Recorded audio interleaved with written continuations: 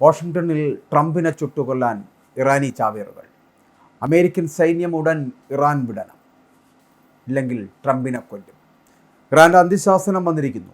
2-3 ദിവസം അമേരിക്കൻ സേനയ്ക്ക് നൽകും. യുദ്ധം നിർത്തിയില്ല എങ്കിൽ സകലതും നശിപ്പിക്കും, ട്രംപിനെ ചുട്ടുകൊല്ലും. അമേരിക്കയെ ഇറാനിൽ നിന്ന് തുളച്ചു നിൽക്കുമെന്നാണ് ഇറാൻ്റെ അവസാനത്തെ മുന്നറിയിപ്പ്.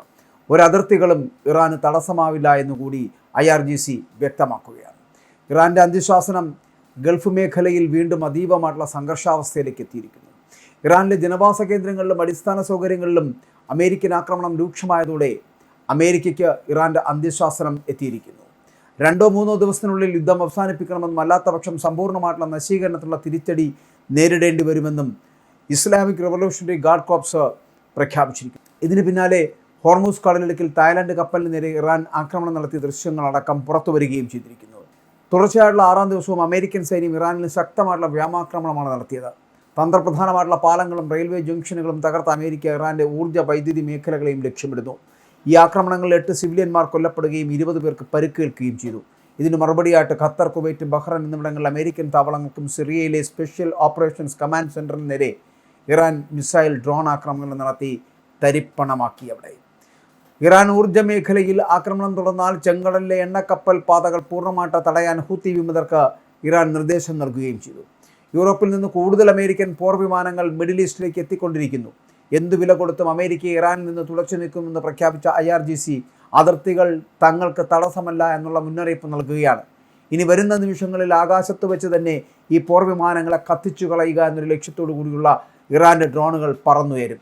ഗൾഫ് മേഖലയിലെ ഈ പുതിയ ഏറ്റുമുട്ടൽ കേവലം 2 രാജ്യങ്ങൾ തമ്മിലുള്ള യുദ്ധത്തിനപ്പുറം ആഗോള സമ്പദ് വ്യവസ്ഥയെയും എണ്ണ വിപണിയെയും ബാധിക്കുന്ന ഭീഷണിയായിട്ട് വളർന്നിരിക്കുന്നു. ചർച്ചകളോ നിയന്ത്രിത തിരിച്ചടികളോ ഇനി ഉണ്ടാകില്ലെന്ന് ഇറാൻ്റെ പ്രഖ്യാപനം കാര്യങ്ങൾ കൈവിട്ടു പോകുന്നു എന്നതിൻ്റെ വ്യക്തമായിട്ടുള്ള സൂചനയാണ്. മിഡിൽ ഈസ്റ്റിലെ സമാധാനാന്തരീക്ഷം തകർന്നടിഞ്ഞിരിക്കുന്നു. ലോകശക്തികൾ അടിയന്തരമായിട്ട് ഇടപെട്ടില്ല എങ്കിൽ വലിയൊരു വിപത്തിലേക്കാണ് കാര്യങ്ങൾ നീങ്ങുന്നത് എന്നുള്ള കാര്യത്തിൽ തർക്കമില്ല. സംഘർഷം ലഘൂകരിക്കുവാനുള്ള നയതന്ത്ര നീക്കങ്ങൾ എവിടെയും കാണാനില്ല എന്നത് ആഗോള സമൂഹത്തെ അടക്കം ആശങ്കയിലാക്കുന്നു.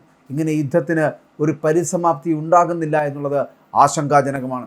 ഇറാനിലെയും അമേരിക്കയിലെയും മാത്രം ജനങ്ങളുടെ കാര്യമല്ല, യൂറോപ്പിലെയും ഗൾഫ് രാജ്യങ്ങളിലെയും പ്രവാസികൾ അടക്കമുള്ളവർ ഇന്ന് നീറുന്ന വേദനകളിലാണ്.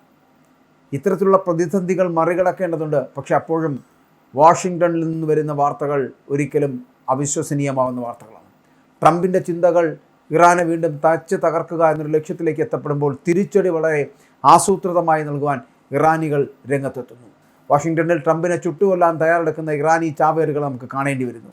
അമേരിക്കൻ സൈന്യം ഉടൻ ഇറാൻ വിടണമെന്നുള്ള ഒരു വളരെ കൃത്യമായിട്ടുള്ള ഭീഷണി, മുന്നറിയിപ്പ് അത് നൽകുവാൻ ഇറാൻ തയ്യാറെടുക്കുന്നു. ട്രംപിനെ അല്ലെങ്കിൽ കൊല്ലുമെന്നുള്ള ഭീഷണി. സത്യത്തിൽ ഇറാൻ്റെ അന്ത്യശാസനമാണ് വന്നിരിക്കുന്നത്. 2-3 ദിവസം ചിലപ്പോൾ അവർ നൽകിയേക്കാം അമേരിക്കൻ സേനയ്ക്ക്. അതിനിടയ്ക്ക് യുദ്ധം നിർത്തിയില്ല എങ്കിൽ സകലതും തച്ചു തരിപ്പണമാക്കുമെന്ന് വളരെ കൃത്യമായിട്ടുള്ള മറുപടി, കൃത്യമായിട്ടുള്ള മുന്നറിയിപ്പ്. ഇത് ട്രംപിനെ ചുട്ടുകൊല്ലുന്നതിന് തൊട്ട് മുമ്പ് ഞങ്ങൾ നൽകുന്നതാണ് എന്നുള്ള ഇറാൻ്റെ സന്ദേശം. അമേരിക്ക ഇറാനിൽ നിന്ന് തുളച്ചു നിൽക്കുമെന്നുള്ള ഇറാൻ്റെ മുന്നറിയിപ്പ് വകവയ്ക്കുന്നില്ല എന്നുണ്ടെങ്കിൽ അത് അമേരിക്കയ്ക്ക് വലിയ ഭീഷണി തന്നെയാണ് എന്നുള്ള കാര്യത്തിൽ തർക്കമില്ല. ഓരോ അതിർത്തികളും ഇറാന് തടസ്സമാവില്ല എന്നുകൂടി IRGC വ്യക്തമാക്കുമ്പോൾ അമേരിക്കയുടെ ഏത് മേഖലകളിലേക്കും കടന്നു ചെന്ന് അത് വാഷിംഗ്ടൺ വരെ ടെഹ്റാനിൽ നിന്നുള്ള ഇറാനി ചാവേറുകൾ ഓടിയെത്തുമെന്നുള്ള കാര്യത്തിൽ തർക്കമില്ല.